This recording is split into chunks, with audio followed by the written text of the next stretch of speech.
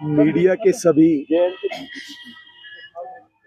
बंधुओं का मैं यहाँ पे खैर मकदम करता हूँ, स्वागत करता हूँ। आज एक बहुत ही इम्पोर्टेंट विषय पे आपसे मुखातिब हो रहा हूँ। जम्मू कश्मीर में 2014 के बाद अभी चुनाव संपन्न हुआ, असेंबली कॉन्स्टिट्यूट हुई, सरकार बनी और पिछले 3 दिन से Jammu Kashmir union territory assembly का सेशन चल रहा है। आज इस सेशन का तीसरा दिन था और सरकार की तरफ से आज अचानक सुबह 10 बजे एक रेजोल्यूशन सब ऑनरेबल मेंबर्स के सामने रखा गया, जबकि सदन को चलाने के लिए, हाउस को चलाने के लिए सेट रूल्स हैं, परंपरा है कि सब मेंबर्स को बिजनेस की एक कॉपी पहले सर्व की जाती है। लेकिन उस बिजनेस में आज का जो बिजनेस था उसमें सिर्फ vote of thanks to lieutenant governor's address, जिस पर सब मेंबर्स तैयारी करते हैं, क्योंकि 10 सालों के बाद लोगों के मसले मसाइल ऐवान में, असेंबली में उठाने थे, डेवलपमेंट की बात करनी थी, सरकार से 200 यूनिट बिजली की बात करनी थी जो उन्होंने प्रॉमिस किया है, सरकार से 12 सिलेंडर मांगने थे जो उन्होंने प्रॉमिस किए हैं, सरकार से 1 लाख नौकरियों की बात करनी थी, सरकार से 5,000 रुपया पेंशन की बात करनी थी। बजाय उसके सरकार की तरफ से एक रेजोल्यूशन आता है और जिस रेजोल्यूशन को कोई कॉन्स्टिट्यूशनल वैलिडिटी नहीं है, जिस रेजोल्यूशन को कोई कॉन्स्टिट्यूशनल सैंक्टिटी नहीं है, एक तरफ से ये बिजनेस का पार्ट नहीं था और दूसरी तरफ से जो उस रेजोल्यूशन का कंटेंट था, जो इंडिकेट करता था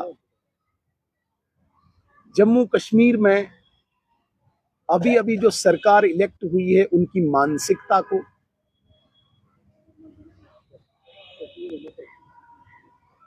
$370 की तरफ इंडिकेट करता था, जिस 370 को देश के सबसे बड़े डेमोक्रेसी के, लोकतंत्र के मंदिर में हटाया गया। और उसके बाद ऐसे ही कुछ लोगों ने पार्लियामेंट के फैसले को चैलेंज किया और सुप्रीम कोर्ट के कॉन्स्टिट्यूशनल बेंच ने भी उनकी प्ली को रिजेक्ट करके पार्लियामेंट के फैसले को सही ठहराया, जायज ठहराया। दैट मीन्स जिस केस को लेके ये सुप्रीम कोर्ट गए थे उसको सुप्रीम कोर्ट ने जायज ठहरा के डिसाइड कर दिया, सेटल कर दिया। अब जब सेटल हो गया सुप्रीम कोर्ट में भी, पार्लियामेंट में भी चुने हुए नुमाइंदों ने 543 मेंबर्स के बीच में बहस के बाद पास हुआ। फिर मुझे बताइए, एक असेंबली के पास कौन सा इख्तियार है, कौन सा कॉन्स्टिट्यूशनल अधिकार है कि वो रेजोल्यूशन लाए, जिसका हमने पुरजोर विरोध किया।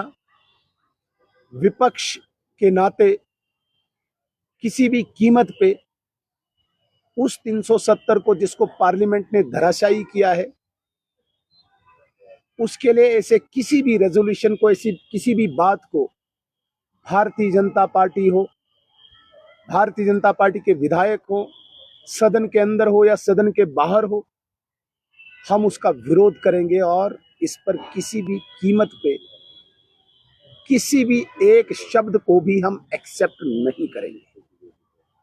मुझे आज आपके सामने दो सवाल दो पार्टियों को खड़े करने हैं। पहली पार्टी कांग्रेस, देश का प्रमुख विपक्षी दल। कांग्रेस अपने स्टांस को, अपने स्टैंड को वाज़ा करे। क्या वो इस रेजोल्यूशन के समर्थन में हैं? क्या उनके चुने हुए 6 नुमाइंदे आज जो हाथ खड़े कर रहे थे रेजोल्यूशन के समर्थन में, क्या दिल्ली में बैठा इनका नेतृत्व, इनकी लीडरशिप उसको एंडोर्स करती है? वो इस रेजोल्यूशन का समर्थन करती है या विरोध करते हैं? कांग्रेस इसको स्पष्ट करे, आदरणीय राहुल गांधी जी स्पष्ट करे, मल्लिकार्जुन खड़गे जी स्पष्ट करे। अगर वो समर्थन करते हैं तो देश की जनता, भारत की जनता इनसे जवाब पूछेगी। भारत की जनता कांग्रेस से पूछेगी। अगर वो समर्थन में नहीं है तो ये 6 मेंबर अगर आप माइनस करते हो तो मुझे लगता है ये रेजोल्यूशन भी माइनॉरिटी में है तो सरकार भी माइनॉरिटी में है। इसलिए कांग्रेस को स्पष्ट करना होगा कि वो समर्थन के हक में, इसके रेजोल्यूशन के हक में या रेजोल्यूशन के विरोध में। दूसरा, नेशनल कॉन्फ्रेंस को मैं ये पूछना चाहता हूं, क्या 370 जो धराशायी हुआ है, वो जो रेजोल्यूशन लाया उन्होंने, क्या वो स्टेट के लिए लाया, यूनियन टेरिटरी के लिए रेजोल्यूशन लाया? बनता तो ये है कि स्टेट के लिए, तो स्टेट ही नहीं मांगी। मेरे कहने का ये मतलब है कि उनका आंकलन इस तरह से बिगड़ा हुआ है, 5वीं पास किया नहीं तो 10वीं की सर्टिफिकेट मांग रहे हैं। और दूसरी बात, जिस कॉन्स्टिट्यूशनल गारंटी में वो स्टेटहुड कह रहे हैं, अगर वो वही स्टेटहुड उनकी डिमांड है, जिस स्टेटहुड के लिए आदरणीय नरेंद्र मोदी जी ने, प्रधानमंत्री जी ने ऑलरेडी कमिटमेंट की है, आदरणीय गृह मंत्री जी ने कमिटमेंट की है, अगर नेशनल कॉन्फ्रेंस नरेंद्र मोदी जी और अमित शाह जी के लाइन को एडॉप्ट करती है, जो हमने कहा है हम स्टेटहुड देंगे, तो हम उनका वेलकम करते हैं। कम से कम वो भी हमारे एजेंडे में शामिल है। वो कंफ्यूजन में है, उन्हें समझ नहीं आ रहा है। कंफ्यूजन इसलिए पैदा हुआ क्योंकि यहाँ पे होड़ लगी हुई है PDP, national conference, people's conference, independent के बीच में। आपने देखा होगा हाउस शुरू होते ही पीडीपी के एक मेंबर ने बिल लाया, रेजोल्यूशन लाया। सबको पता है इसकी कोई वैलिडिटी नहीं है। जो इतने बड़े मंदिर में धराशायी हुआ है, असेंबली में उसमें कुछ नहीं हो सकता, लेकिन कश्मीर के नौजवानों को वो दोबारा से सड़कों पे लाना चाहते हैं। उनको वायलेंस में बड़ा मजा आता है, यहाँ पत्थर चले, यहाँ गोलियां चले, 370 के नाम पे गरीब के बच्चे को बाहर लाएं, क्योंकि एमएलए के बेटे को तो एमएलए बनना है। आप देखें, बाप बेटा, जीजा साला, भाई भाई, दादा पोता कितने हैं अंदर। मींस एमएलए की फैमिली एमएलए बनेगी, गरीब का बेटा सड़क पे आएगा पत्थर मारने के लिए और गुप्कार पे बैठ के ये राजनीति करेंगे, खून की राजनीति। तो इस प्रकार से दोबारा से जम्मू कश्मीर को वहां पे लाना चाहते हैं। हमने अपने मैनिफेस्टो में ये वादा किया था जम्मू कश्मीर की जनता को, हम भ्रष्टाचार मुक्त जम्मू कश्मीर देंगे, हम परिवारवाद मुक्त जम्मू कश्मीर देंगे, हम विकास वाला जम्मू कश्मीर देंगे। लेकिन दूसरी तरफ से नेशनल कॉन्फ्रेंस, जिसको लोगों ने वोट देके सरकार बनाने का एक मैंडेट दिया, वो न डेवलपमेंट चाहेगी, न भ्रष्टाचार का विरोध चाहेगी।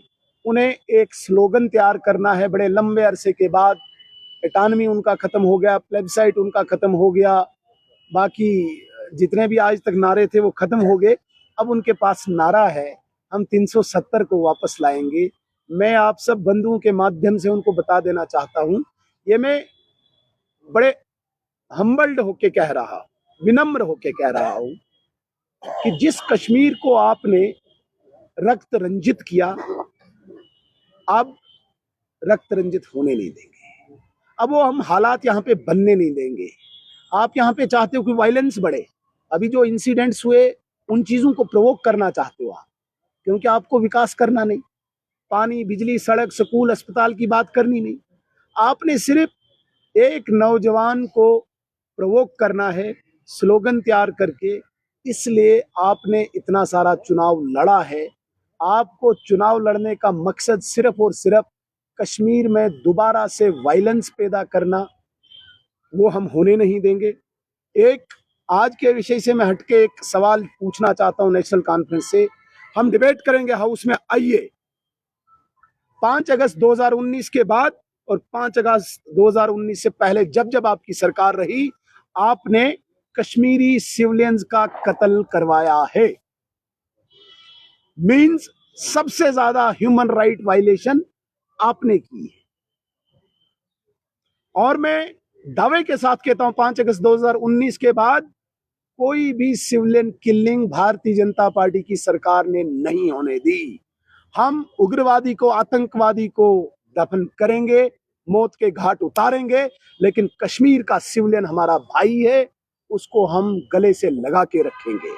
तुमने उग्रवादियों की आड़ में कश्मीरियों का भी कत्ल किया है, इसलिए डिबेट होनी चाहिए उस ह्यूमन राइट वायलेशन पे। कितने सिविलियन मरे हैं आपके दौर में, करो डिबेट।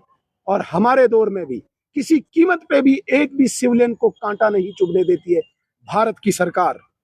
इसलिए आज का ये ढकोसला बेबुनियाद था, बेसलेस था, फेक था, लोगों को गुमराह करने का था, जिसको हम कंडम करते हैं, खंडन करते हैं।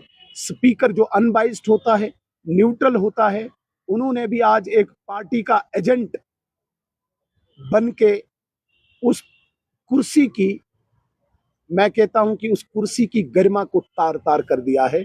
इतना ही मुझे आज आपसे कहना था। धन्यवाद।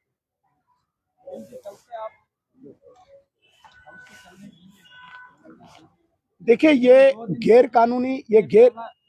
कानूनी रेजोल्यूशन है। जब तक नहीं ये वापस लेंगे तब तक हम विरोध करेंगे, चलने नहीं देंगे। ये इन्होंने आज गैर कानूनी कार्रवाई की है, एक्ट किया है, इसको वापस लेना पड़ेगा, फिर हम बैठ के डिबेट करेंगे किसी भी बात पर। क्या देखिए, स्टेटहुड इनका मुद्दा नहीं, स्टेटहुड हमने कहा है, स्टेटहुड हम देंगे। इन लोगों को, मुझे लगता है कि आप लोगों को भी लोगों को अवेयर करना चाहिए। स्टेटहुड देने का इख्तियार किसके पास है? मरकज के पास है। मरकज ने प्रॉमिस भी किया है ना, आपने भी कवर किया है, तो दे देंगे। हमने प्रॉमिस किया 370 हटाएंगे, हमने हटाया। हमने प्रॉमिस किया हम डिलिमिटेशन करेंगे, हमने की। हमने प्रॉमिस किया इलेक्टोरल रिवीजन करेंगे, हमने किया। हमने प्रॉमिस किया हम इलेक्शन करवाएंगे, हमने कराया। हम प्रॉमिस कर चुके हैं, हम स्टेटहुड लाएंगे, but we have to wait for appropriate time. इस शब्द को आप बड़ी गंभीरता से सुने। You should wait for appropriate time. Statehood आपको दिया जाएगा, हमको मिल जाएगा। आपने एक सवाल है, क्योंकि आप बातें कहीं आपने कहा कि हमने इतना कुछ किया है, but about the people's voice, आपको क्या लगता है कि पब्लिक की वॉइस क्या है? What we can expect from the BJP? And right now जो आप कह रहे हैं कि हमने इतना सब कुछ किया, that is from the BJP, right now जो अभी तक हुआ है, अब पब्लिक की वॉइस आपको क्या लगती है? पब्लिक क्या, देखिए, पब्लिक की वॉइस अपने बाहर गली साफ सुथरा देखना चाहती है। पब्लिक की वॉइस राशन मांगती है, पब्लिक वाइज डेवलपमेंट चाहती है, अच्छे रोड्स चाहती है, बिजली चाहती है 24 घंटे। अभी सर्दियां आने वाली है, मुझे पता है नेशनल कॉन्फ्रेंस क्या ये बेखबर है कि पब्लिक वाइज क्या है इस वक्त, बिजली का क्या हाहाकार मचता है सर्दियों में। उस पर कोई मीटिंग हुई सीएम की, कोई रिव्यू मीटिंग हुई? नहीं हुई। सिलेंडर गैस के लिए उन्होंने क्या किया? पेट्रोल का हाहाकार मचता है यहाँ पे। तो पब्लिक वाइज डेवलपमेंट है, स्कूल के लिए, कॉलेज के लिए, बिजली के लिए, सड़क के लिए, ये पब्लिक वाइज है। और भारतीय जनता पार्टी को एक बहुत बड़ी जिम्मेदारी और है जो नेशनल कॉन्फ्रेंस को नहीं है। भारतीय जनता पार्टी को एक बहुत बड़ी जिम्मेदारी देश की एकता, अखंडता, संप्रभुता भी है, नेशनल इंटीग्रिटी, सॉवरेंटी भी है। इसलिए कोई भी ऐसा लफ्ज, कोई भी ऐसा शब्द जो देश की नेशनल सॉवरेंटी को चैलेंज करे, उसको भी पब्लिक वाइज के नाते भारतीय जनता पार्टी ने ही एड्रेस करना। अनिल जी, मेरा एक सवाल है। तो आप कह रहे हैं कि इलीगल एंड अनकॉन्स्टिट्यूशनल आज एमओयू हुआ, लेकिन वही नेशनल कॉन्फ्रेंस के लीडर्स ये ब्लेम्ड ऑन बीजेपी गवर्नमेंट कि जो 2019 5 अगस्त को हुआ वो भी इलीगल एंड अनकॉन्स्टिट्यूशनल था। कैसे? आप कैसे उन्हीं से पूछे, लेकिन मैं आपसे ये सवाल कर रहा हूँ कि आप भी वही कह रहे हैं जो वो कह रहे हैं, तो इसको डिफेंड आप कैसे करेंगे? नंबर एक। नंबर दो, दूसरा सवाल भी आप सुनिए। अप्रोप्रिएट टाइम देखिए, पिछले 5-7 सालों से सुन रहे हैं, लेकिन ये फॉर टाइम बीइंग कब खत्म हो गई अप्रोप्रिएट? ये भी मैं बोलूंगा। पहले अभी वो सरकार में आए, वो अनकॉन्स्टिट्यूशनल है क्या? नहीं। जम्मू कश्मीर में नेशनल कॉन्फ्रेंस ने सरकार बनाई, अनकॉन्स्टिट्यूशनल बनाई क्या? नहीं बनाई ना। नंबर आया उनके पास, आया नंबर, और हमने एक्सेप्ट कर लिया। हमने एक्सेप्ट कर लिया कि भाई अनकॉन्स्टिट्यूशनल नहीं है, नंबर उनके पास है, बना दिया। अब देश के सबसे बड़े कॉन्स्टिट्यूशनल टेम्पल में, मंदिर में धारा 370 हटा दिया गया।